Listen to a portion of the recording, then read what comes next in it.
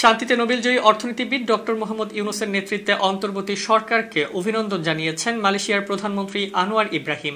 সামাজিক যোগাযোগ মাধ্যম ফেসবুকে এক বার্তায় এই অভিনন্দন বার্তা জানান মালয়েশিয়ার প্রধানমন্ত্রী।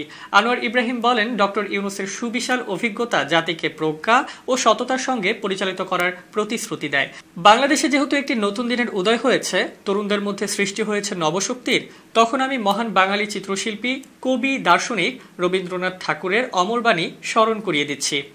যেখানে মনকে তোমার দ্বারা এগিয়ে নিয়ে যাওয়া হয় চিন্তা ও কর্মের প্রশস্ততায়, সেই স্বাধীনতার স্বর্গে আমার পিতা, আমার দেশ জাগ্রত হোক।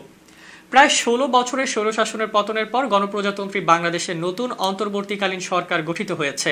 যাদের রক্ত ও ত্যাগের বিনিময়ে দেশ স্বৈরশাসন মুক্ত হয়েছে, সেই শিক্ষার্থীদের চাওয়ার ভিত্তিতেই সরকারের জায়গা পেয়েছেন উপদেষ্টারা।